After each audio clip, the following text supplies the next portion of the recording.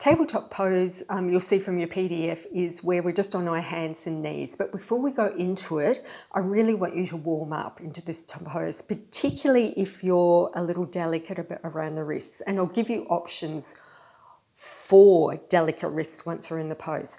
But to start, let's extend our right arm forward, flex that hand, and just gently pull back on the palm of the hand and the fingers, because this is the angle that your hand will be in, or your wrist will be in tabletop.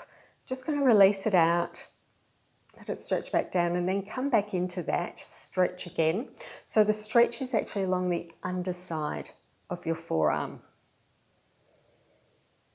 And then of course we're going to do it on the other side. Extend the left arm forward, just gently pull back on the palm of the hand, the fingers. Release out.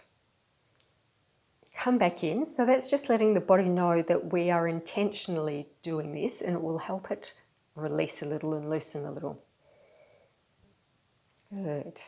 And then once you've done that, you might just want to do a couple of circles with the wrists. We're going to make our way onto our hands and knees and come into the pose. If your knees are a little bit sore, just pop something underneath to pad, so it can be your blanket. Or if you've got a spongy mat, you can fold that up. My mat's too thin, it won't do a thing for cushioning. So the correct alignment for tabletop is to have your knees under your hips and your hands under your shoulders. But this may not work for you. Again, you've got that quite acute angle onto your hands, and if this is feeling too intense, just move your arms forward a little bit, and you'll reduce the angle there. If this is still feeling a bit too intense on your wrists, you can always come down onto your forearms. Or there's another option, which seems a bit weird, but it really is good for the wrist, takes all of that strain out, is to come up onto your fists. But coming back into the pose. So once you're here, you're dumping quite a bit of weight into this heel of the hand. So see if you can move some weight forward into your fingertips. And it's good to just see if you can press down on the tips of your fingers, maybe get a little bit of a curve into your fingers, a little bit of an arch, and that'll shift some of that weight off your wrists and the back of your hand. Then with some slight engagement through your core, see if you can lengthen through the spine.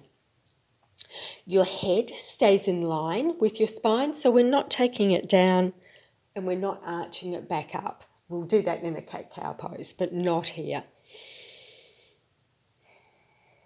And then you connect to your breath. And that's the pose. So because tabletop is largely a transitional pose, we use it to get into other poses. To come out of this pose, all we're going to do is sink the hips back and come to seated, or if this isn't good for your knees, just as you're moving your hips back, you can lower one hip down to the side and come back to your seated position.